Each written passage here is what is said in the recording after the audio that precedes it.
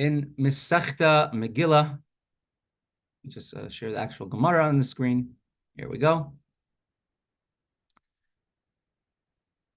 Gemara Mesechta Megillah Daf Chaf Vav Amud Beis 26b. We're near the end of the page. We're having many statements from the different Amirayim regarding what a shul can be repurposed as, what a bima, the wood which you read the Sefer Torah on, could be repurposed as. Now we're going to get into the haroiches, the curtain of the Aron Kodesh, what that can be repurposed as, and then we're going to get even into an Aron Kodesh itself, a holy ark, what that can be repurposed as whenever you, for some reason, don't use an Aron Kodesh anymore, or for whatever reason, maybe the Aron Kodesh fell apart, etc.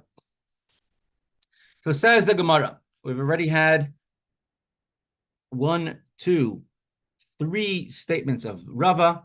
Now we're up to statement number 4. V'amar Rava. Hi tevusa the irfat, a Aron Kodesh, a holy ark that fell apart, especially in the olden days, where many times shuls were outdoors. It wasn't indoor. There was no roof to the shul. Talking about in the times in Bavel when the Jews were living in a good weather place, but the Aron Kodesh can be outside.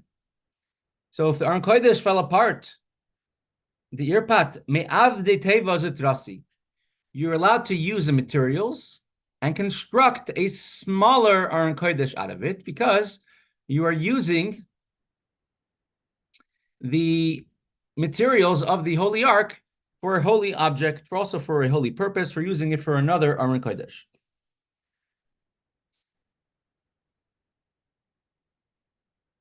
Kursaya, however, it is not allowed, Asir, it is not allowed to make a bima, the wooden table where you put the Sefer Torah on when you read it. That is forbidden, because the holiness of an Aron Kodesh, of a holy ark, is greater than the holiness of the bima, because a bima is only occasionally, sometimes, the Sefer Torah is on there. Whenever you read the Torah, when you take the Torah out, and maybe when you're fixing the Sefer Torah, the Aron Kodesh has a Torah constantly inside.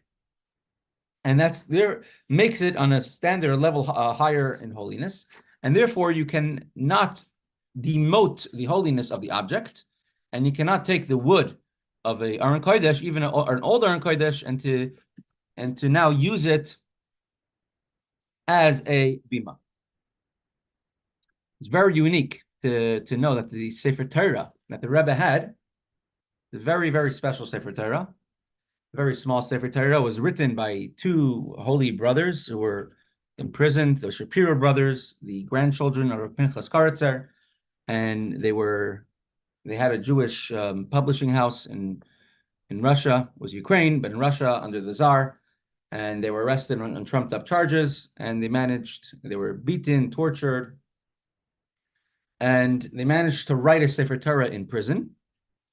And that's the Sefer Torah that the Rebbe that's currently in the Rebbe's that the Rebbe would use, it's currently in the Rebbe's room, a very small white Sefer Torah. And the Chaim, the handles of the Sefer Torah, they came from another very big tzaddik who lived at that time period, and one of his Hasidim, one of his students, bought this tzaddik silver Chaim, silver handles for the Sefer Torah, and the wooden ones were sitting around, and they asked him, what should we do with it?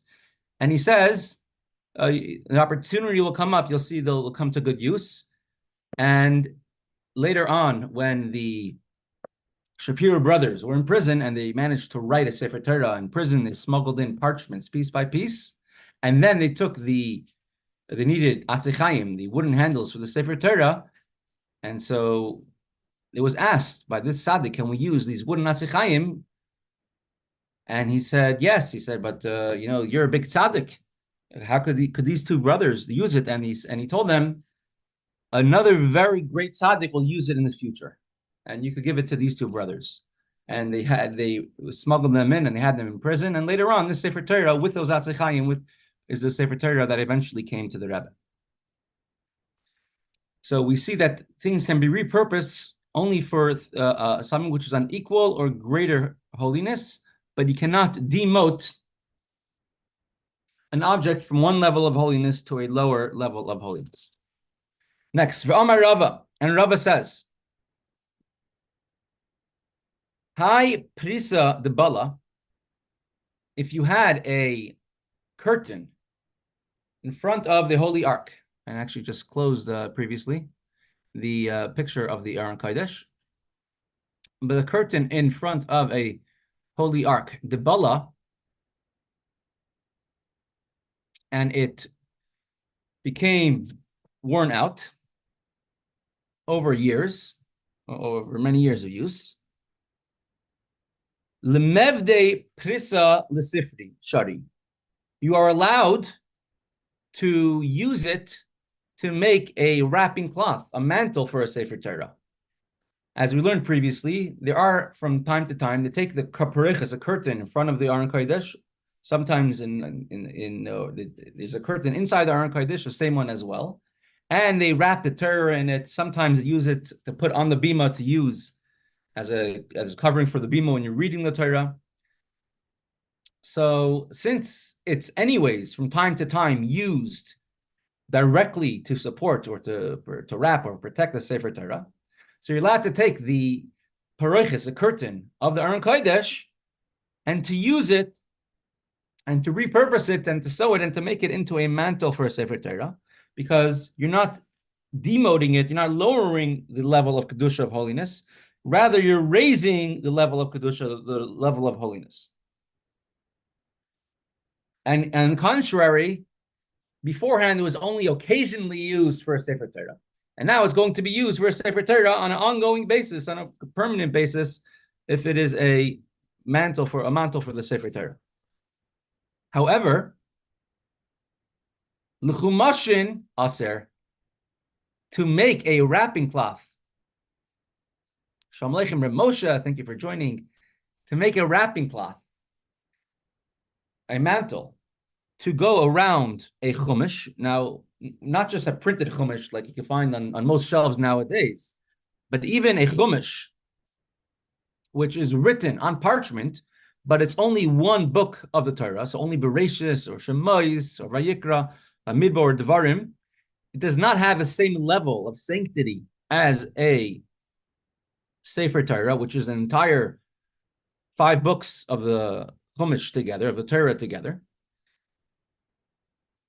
Back then, it was the custom was, before the days of the printing press, that they would write every Sefer Torah separately. So you cannot repurpose a paroiches, a curtain of a Aron Kodesh, to use as a mantle, as a wrapping for a Chumash, one single handwritten book of the Torah, because since in the past the paroiches is used occasionally to cover or be or to be the layer underneath the Sefer Torah directly, therefore you cannot use it for a wrapping of a Chumash, even if it's going to be on a permanent basis, because that is lowering down the level of Kedusha, lowering down the level of holiness. Gemara continues. V'amar Rava, next statement of Rava. Hani zvili de chumash. If someone has a case for one of the 5 books of the Torah, so let's say they have a Chumash Bereshis written on parchment, and they have a leather case. I have a leather case for my Megillah, which at home, so that would be considered to be in the same category. It's a book of Tanakh, and you have a leather case. Or the Kimtiri, the Sifri.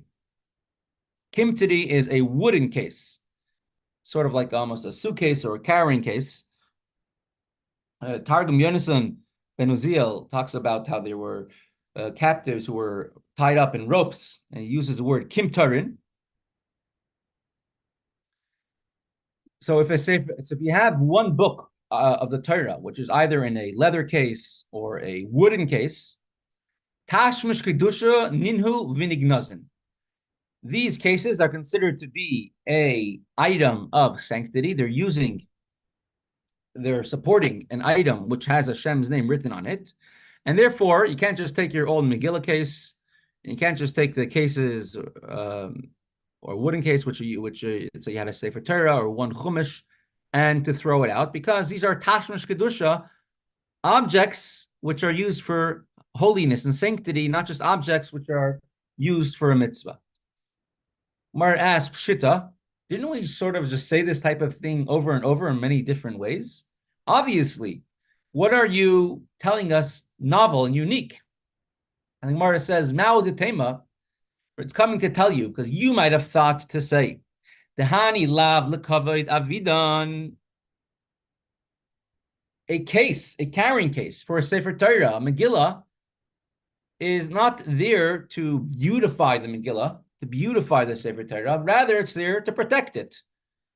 Right? If it shouldn't get dirty, it's there more for protection than it is for beauty.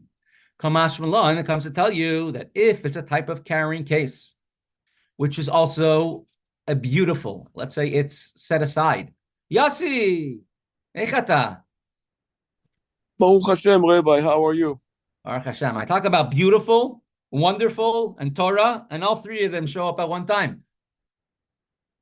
Yossi, that's great, yes. Yeah, and we spoke about the word we used here in the Gemara was kamteri. And so the Targum Yonas ben Azil says those were type of devices they used to restrain prisoners. So Hashem should help all the prisoners, and all the hostages should be free very, very soon. And Hashem should only have, every single Jew, wherever they are, should only be very good in a physical and a spiritual way. So the Gemara says, you might think to say that since this case is there for protection of the Sefer Torah, of the Chumash, of the Megillah, but it's not there to beautify it like a mantle of a Sefer Torah, Hamash Malan comes to teach you that if it's a case made specifically for it, it also has an element of kavod, an element of honor, beautifying the mitzvah, and therefore it has the same status as the mantle and the cover of the Sefer Torah, and therefore you cannot throw it out. It has to be put into geniza, has to be put aside into permanent storage. The difference in halacha would be if, let's say, you have in Crown Heights, you have several Sefer Torah in 770. We just mentioned the Rebbe's Torah, which is very historic, but there's several other very historic and very special Torahs in 770, which many of them have beautiful histories, come from Tunisia, many, many different stories which are involved with these Sefer Torah. And they're not taken out the entire year, and they're only taken out by Hakafas once a year, Shemin Atzeres and Simchas Torah, when you come dancing with the Torah. Some of the Torahs are very old, very delicate, and if they'll be handled in 770, which is, during Hakafas, the 770 has to take several times its design capacity, and it's called the washing machine, where a person could find themselves in one place in 1 second, the other place in the other second, and everyone is very hot. So in order that the Sefer Torah should be protected, they have very a thick type of plastic wrap, saran wrap almost, around many of the Sefer Torah. So those have a level of kedusha, of holiness. So based on this Gemara that we're learning over here, we see that if the cover of the Sefer Torah also beautifies the Torah, then it has a level of kedusha, of sanctity and of holiness. However, if it's only there to protect it, but it's not making it beautiful, doesn't make it look nice, then it's not considered to be tashmish kedusha. It's not an object which is used for a mitzvah, and therefore you don't have to keep it. You don't have to put it into Geniza. And since there's from time to time they have to redo the cover, so that they don't have to put it into Shemus, you don't have to put it into Geniza. But since it was used for a Sefer Torah, they scarred it inside of another bag, not directly.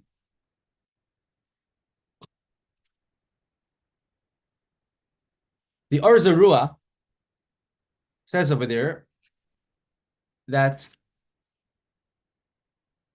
you have sometimes, in some places, a Aron Kodesh, which was built just as a design for a shul. It wasn't like to make the shul look beautiful. It wasn't designed to actually hold a Sefer Torah. Like you have along the wall, you have places where you have the Sefer Torah. So these were not actually, they're not used on an ongoing basis. So such a thing, from our Gemara, we see that if something is used to make for kavod, honor of a Sefer Torah, it is considered to be, already has a sanctity of a Sefer Torah. A safe, right? Many shuls have a safe where the Aron Kodesh, the Aron Kodesh is a beautiful ark, and inside of that you have a safe with a Sefer Torah inside. A safe is only meant for protection. A safe is not meant for beauty. That's why the safe is covered the entire time. Many shuls, you have to go in and you have to, and somebody before davening, the gabbai goes and does a combination or a key or a combination and the key in order to open up the safe before. So the safe is not there to beautify the object at all. The safe is there only to protect the Sefer Torah. By night, the most valuable thing in the shul is a Sefer Torah.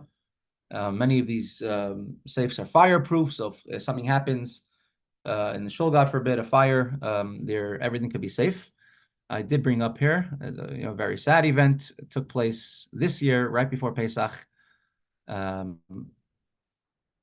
of the boys in the yeshiva here davens in the shul regularly, but you can see over here, not sure if it's going to load. My connection is, I'm not sure, but here is in Pomona. Everyone's attention. There's a shul, and there's a beautiful Chabad shul. And unfortunately, had a big fire, electrical fire one night. Entire shul burned to the ground. It had 3 Sefer Torah inside. And this was done, I think, Challah Pesach. I'm not sure what day it was. April 21st. So just about 3 weeks ago.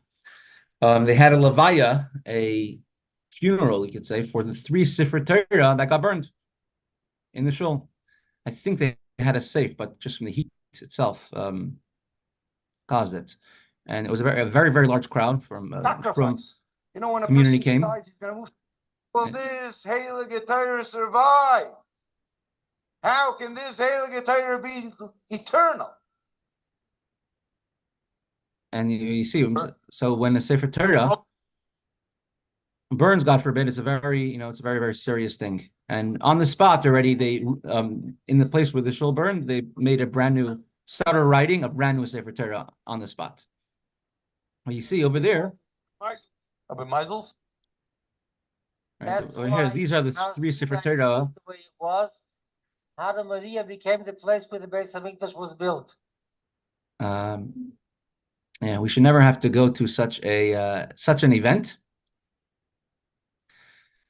So the halacha is that a safe of a Sefer Torah does not have kedusha, does not have holiness. It is only there for shmira, for protection. It is not there for kavod, to honor the Sefer Torah per se. It's not. They're not designed. Most of them, at least, are not designed aesthetically, unless you have a custom-made safe. Maybe that will be considered to be a Sefer Torah. If you made the door of the safe to be a beautiful Aron Kodesh. And therefore, let's say the shul moves or they expand, that safe could be repurposed for other objects. Does not have any kedusha, any holiness. Continues the Gemara. Ahu be'knishta, d'yudayir mai. There was a certain shul of the Jews in Rome. Now, it sounds sort of like an oxymoron, Rome were the biggest anti-Semites of the day. They were the ones who destroyed the Beis HaMikdash. They were the ones who killed millions of Jews, starved millions of others, enslaved millions of others. However, very soon, Rome itself became a very thriving Jewish community, very thriving place. And even Reb Shimon Bar Yochai, the famous Reb Shimon Bar Yochai of Lag BaOmer, who was persecuted by the Romans, and he had to escape, and he hid in a cave for 14 years in the cave to escape from the Romans. Later on, when the Roman emperor died and a new Roman emperor came, he himself would be very often in Rome to advocate for the Jewish people, to protect them. And Reb Shimon Bar Yochai was the one who was most successful of his time to be able to abolish or any decrees and any plots against the Jewish people in Rome. And today, I'm not sure exactly where the ancient shul is. Rashi says the Jewish people built their own shul, but the Rashba says actually that the Romans built this shul for the Jews, believe it or not. Today, you go to Rome, you'll see beautiful, beautiful shuls built in Moorish style, ostentatious shuls. They invested much in the shul, but these are not the shuls from the times of the Gemara. So there's certain shul in Rome for the Roman Jews. They have a pasich lahu idroina. It opened out into a room where there was someone, a corpse, a body, which was not alive, and therefore would bring tuma, impurity, to the entire shul.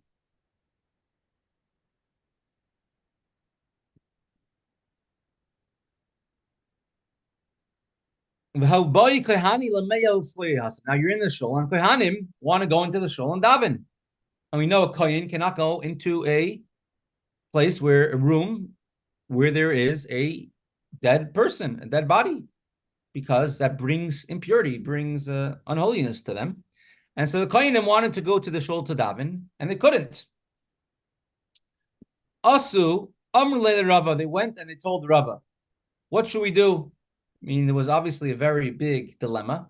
Rava is all the way in Babylonia, very far away. And they sent a message to him, what can we do about this? Obviously, it seems like they weren't able to get themselves a new shul. Perhaps that's all they were allowed to daven. Amar lahu, Rava told them, Gelu tevusa, v'isvua. Here's what you should do. And I brought a few examples, we're going to see soon, of such a type of setup. Take a very large Aron Kodesh, which is not being used anymore. V'isvua, and put it down by the entrance to the next room, the room where the person the dead body is. And that will stop any impurity, any tumah from entering that room. And then a kohen could daven in the shul. A kohen cannot be in a place where there is a dead body. You have a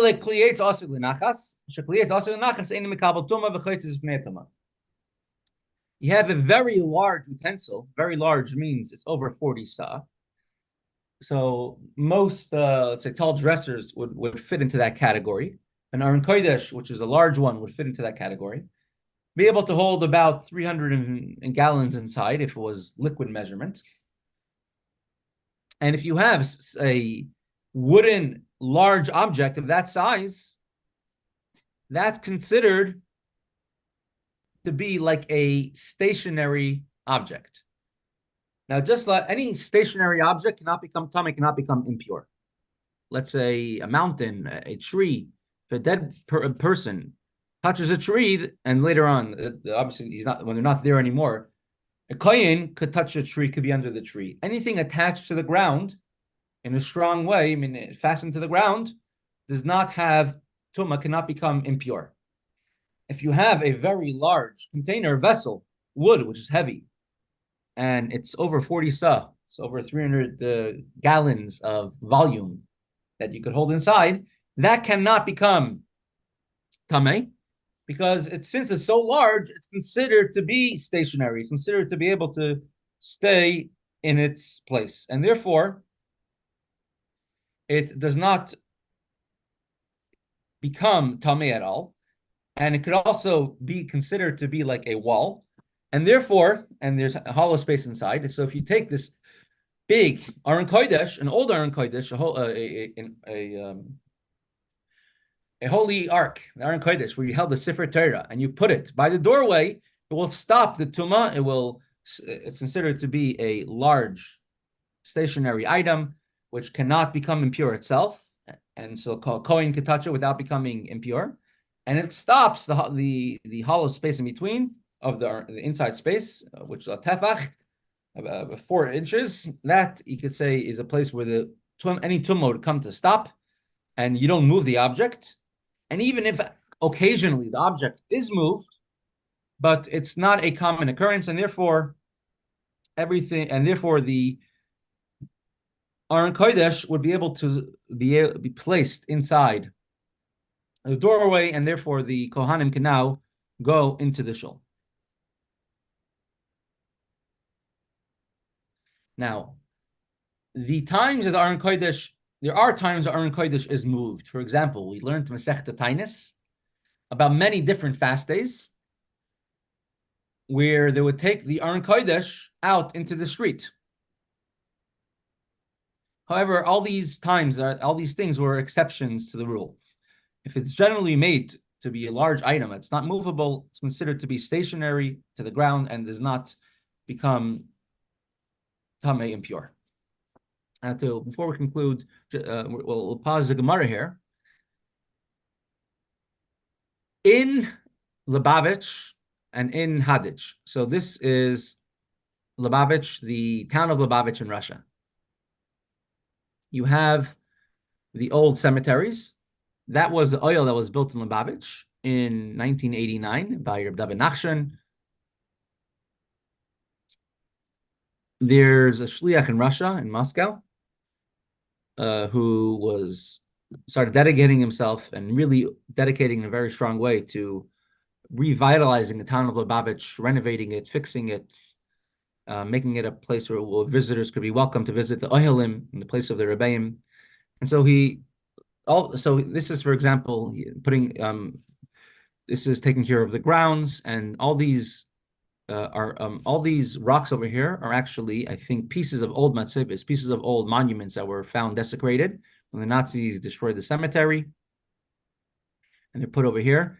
And the entrance to the walkway. I remember going to Lubavitch; everything was muddy.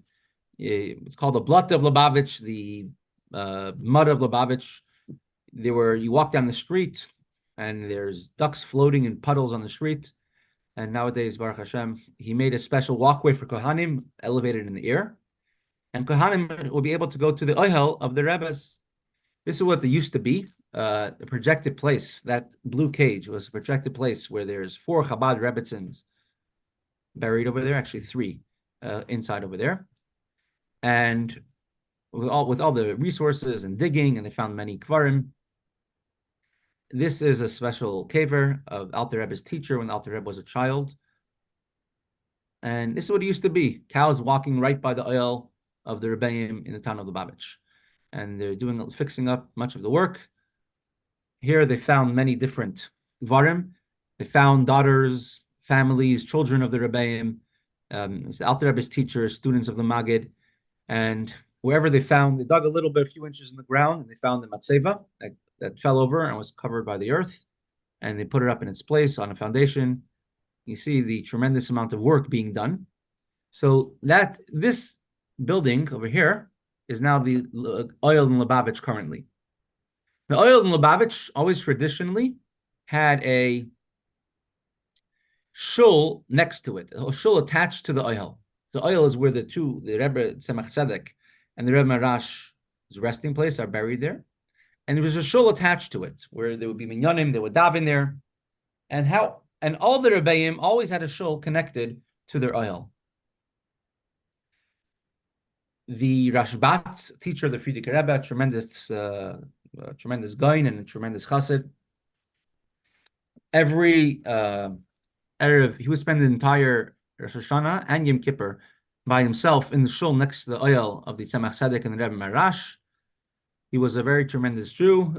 There is a certain story the Frierdiker Rebbe writes about him where he was in Mezhebush by the Baal Shem Tov's oil, and he was able to see the Baal Shem Tov B'Haketz while awake. A special mission that was given to him by the Tzemach Tzedek. Himself a very holy Jew, and so he would stop by Erev Yom Kippur, the Rebbe Marash, by the Rebbe Rashab, and he would earlier I think the Rebbe Marash and the Rebbetzin Rivka, the Rebbe Marash's Rebbetzin, and they would give him like special messages, certain messages to give over to the Rebbeim, to the Oihel. So there was always a shul connected to the Oihelim. Now in Lubavitch, the Ohel was covered when it was built in the 90s.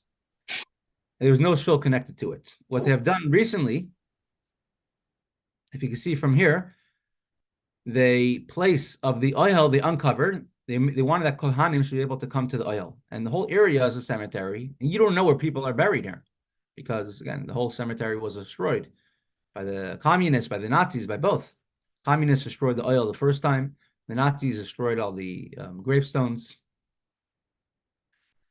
And in order to find it, it was miraculous. Many things how they found where everything was. And so they wanted to be able to, Kohanim should be able to come to the Ohel, but there's also a shul. So here is this is about 5 years ago, this is Gabriel Gordon, is where they found the foundations of the original shul in Lubavitch, right next to where the Ohel was. They found the foundations of the original shul, and they went ahead and they built a new shul on that spot. So now Kohanim could go into that shul. They made a walkway Kohanim could get there, and the area of the Ohel itself, where the Kvarim are, the graves are, that they uncovered. You can see from the ear here they uncovered it. So now Kohanim, sort of like the Ohel we have, are able to go into. Let's go to some further pictures. Kohanim are now able to enter the Ohel of the Rebbeim in Lubavitch. Remember that blue cage we said was the Ohel, the resting place of the three of the Chabad Rebbetzins. Later on, with many diggings, they found out that was in a different spot a little bit. And they, if you look from the air, that other red house over there, they built an Ohel for another place for the Chabad Rebbetzins who are buried there. This is called 770 Beis Chabad. It's still during communism. A house was bought in Lubavitch for the Rebbe, and that's the house which was bought, and now it became a place we could write upon. And Lubavitch, of course, itself, that's Ohel in Lubavitch. This is a second cemetery, or it's Oilim, second older cemetery, and that's not the Rebbe's teacher. And to go through one or two more things.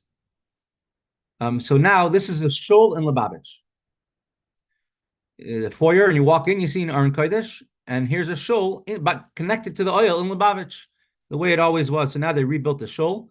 My brother-in-law, Levi Munshine, he brings a group there for shlichus. He's in Smolensk, and they bring a group there for shlichus on Motzei Shabbos during COVID from Smolensk. All people don't usually come to shlichus, but many people from his area, they know they need anything, they travel to Lubavitch. So this is a shul in Lubavitch, in the cemetery, connected to the Ohel. And there's a door going to the Ohel. Here you could learn, you could write upon. There's some people davening in the shul. And this is heated. Lubavitch has not yet been hooked up to the, I guess, the gas grid. So they have to heat up everything manually. And here is, from the shul, they built a special Ohel to going to Lubavitch. They did realize, when I was there years ago, these are the original matzevos, original monuments of the Tzemach Tzedek and the Rebbe Maharash that was found there. However, the Nazis knocked it down, and when they came back to Lubavitch in the 60s, someone put up a small gate around it with great danger. And however, someone must have been during the Holocaust or after the Holocaust put up the matzevos. They found the two matzevos up, but they were in the wrong order. So the Tzemach Tzedek is on the right, and the Rebbe Marash is on the left. And these two are put up by must have been a chassid who was probably in great danger at that time, just put up a two matzevos that he found on the ground, in Lubavitch, the Nazis killed close to 1,000 Jews. And so it was put up not in the right direction. And so they would put up a new matzeva in a different place. But now, having dug a little bit and realized where exactly the shul and the oil was, they made it at the two different sides. You can't walk through. Now, as you're able to walk right up to here. It seems like the actual burial spot is right in this area. So that's in Lubavitch, right? That's the old cemetery of Lubavitch. There's old and old. Baruch Hashem Lubavitch, they're rebuilding the exact shul. This is where the original Tamchitun Yeshiva was. The Rebbe at Rashab would hold say Mamarim in this place. Now they're rebuilding the building, same specifications, same way. Hadich, the Alter Rebbe's oil is the same, right? I mean, this hill is tremendously high. Well, let's go a little bit. Let's see, let's go into here. Here's the oil of the Alter Rebbe. It was rebuilt. Again, the Nazis destroyed it. They rebuilt very, very fancy, very beautifully. And you'll see right over here. Sorry. This is the oil of the Alter Rebbe. Right in here. The oil of the Alter Rebbe. People go there. It's tremendous pachad, tremendous fear. Speaking to many people which have been there, I've been there. And you can feel tremendous pachad. The Rebbe spoke about it also. Ifabringen says the oil of the Rebbe, of the Friedrich Rebbe, brings you simcha, the one in New York. But the oil of the Alter Rebbe is known to bring pachad. This is the oil of the Alter Rebbe.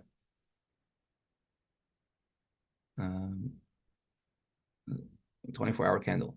Now, connected to the oil of the Alter Rebbe, see right over here is a shul. Here's a shul. There's always a shul connected to the oil of the Alter Rebbe. Kohanim can't walk in here because it's a place where it's the middle of a big cemetery. Kohanim are not able to walk into this, I think, unless they did something recently that Kohanim could walk in. But you're able to walk into the shul. I mean, the shul in times of the 1800s was not as beautiful as it is today. There's a very well-known story what happened during the Holocaust, where the Jews of Hadich escaped. Many of the Jews of Hadich, among the mainly Chassidim, they ran away into the oil of the Alter Rebbe. And there was one very elder Chassid, and they were all hiding in the shul, and the Nazis surrounded them overnight, and they said, "Come out with your hands up, or if you don't come out by daybreak, we're going to kill you all inside over here." And there was so a certain very elder Chassid. There were many Jews inside, and they were petrified. And a certain elder Chassid, known to be a little of a parush, was davening by the oil of the Alter Rebbe. There's a bima right over here, and he had a vision of the Alter Rebbe, and the Alter Rebbe told him, "Pick up the bima, pick up the stender, look underneath." And he picked up the stender, and they saw there was actually a tunnel there, and the Jews there managed to escape. They made it out. They met a partisan group. They managed to escape. This Chassid, the elder Chassid, stayed inside and to close up the hole afterwards. And the Nazis came in. They beat him and they killed him. And later on, his son came back and buried him. And Baruch Hashem, all those Jews managed to survive the war. So the Nazis destroyed the oil of the Alter Rebbe. This is rebuilt. But it's a common thing that next to a oil, a matzeva of a tzaddik, you have a shul connected to it, going back all the way to the times of David HaMelech. It says they put a yeshiva by his grave, a place to sit and learn Torah. Because a tzaddik should know a place to sit and learn Torah. So this we're learning in the Gemara, that there was a place where there was a dead body, someone who was not living, right next to a shul, and the Kohanim wanted to go to shul and couldn't. We see it's not so uncommon. Now, again, obviously, somebody on the level of Rabbi Yehuda Nasi, there's a different question. Halachically, if Kohen is allowed to, since they're a Nasi, they're allowed to become part of them. But such an idea is there, and so Rabbi Yehuda Nasi would be saying would be in the doorway between that where that dead body, that person was, and the shul, you should put a very large Aron Kodesh. So let's say a large Aron Kodesh, something like this, which is, this will definitely be the size of 40 saw, carrying 300 gallons. Definitely a person could fit inside, so definitely will be that size. And once you put it there, that no longer, that will stop the tumah from entering from one room to the other. Right. We have just a few more minutes. We will jump into Shulchan Aruch.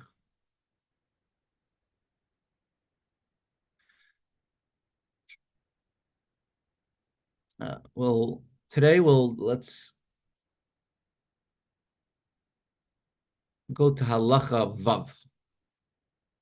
We'll go back to Halacha Gimel tomorrow, Mr. Hashem. We'll go straight to Halacha Vav. We're talking about the preparations for Shabbos. Haminag, B'chol Yisrael. The minhag among the Jewish people, lefes b'batayim lachamim. The covered Shabbos, to bake challah for Shabbos.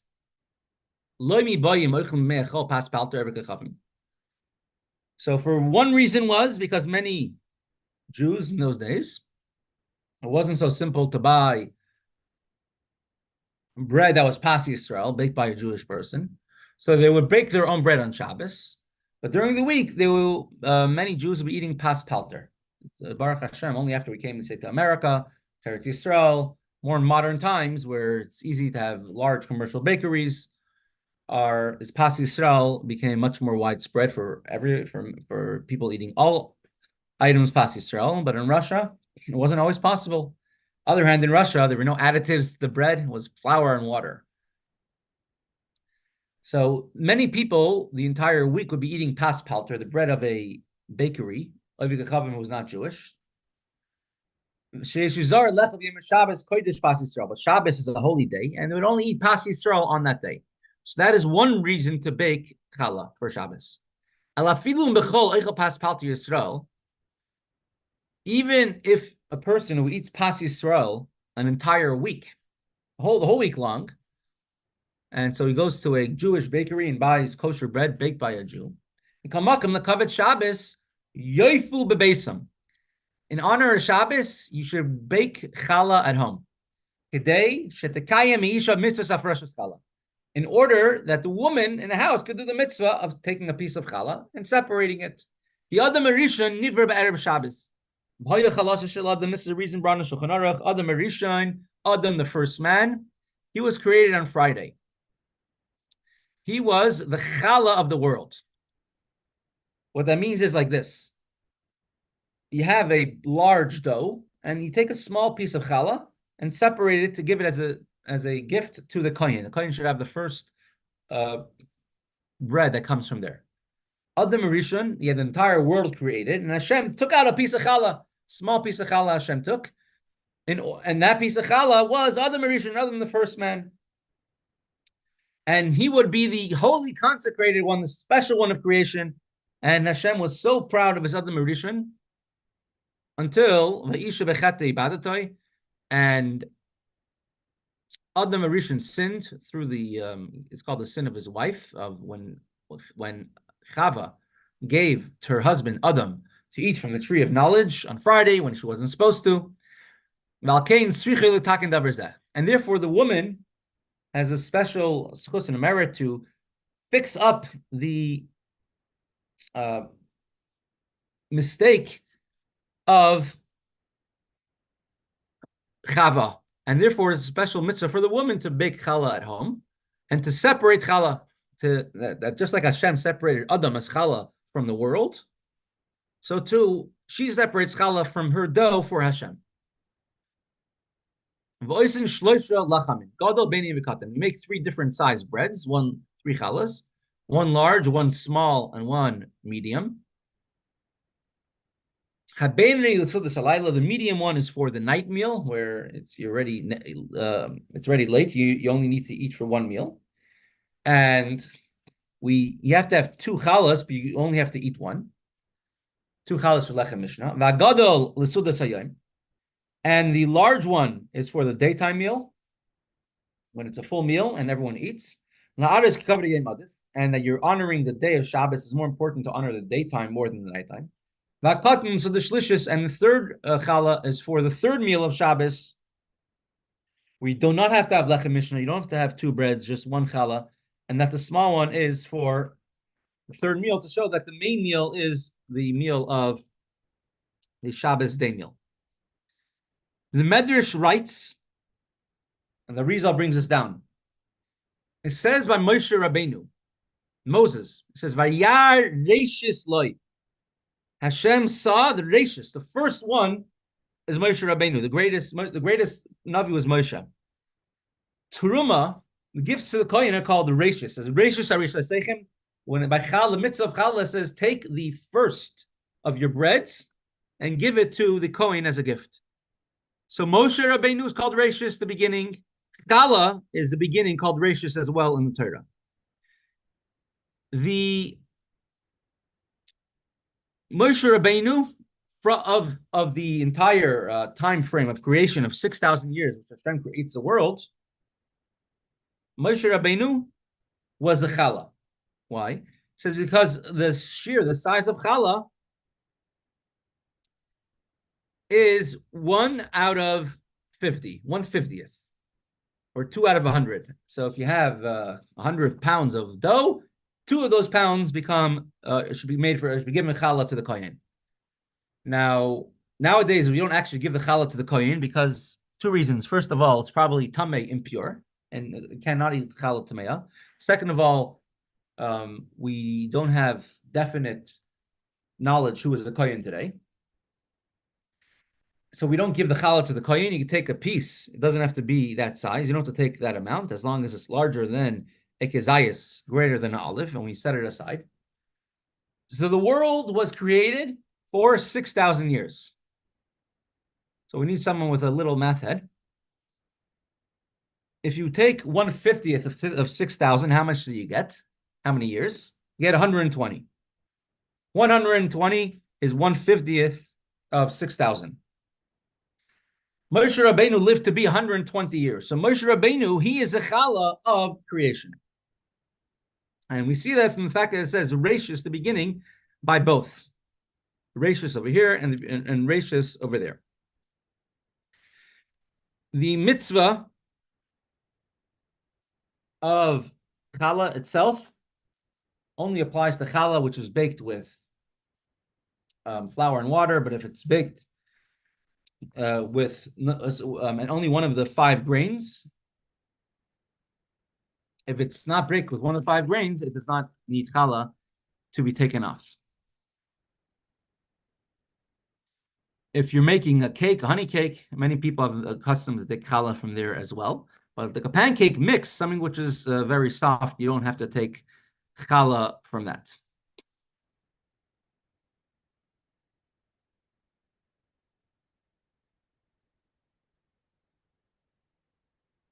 Many people have a custom, we'll learn this soon, to make 12 challahs for Shabbos, because similar to the Beis Hamikdash, you had 12 challahs called lechem apanim, which were switched out every single Shabbos, and many people do it all the way till today.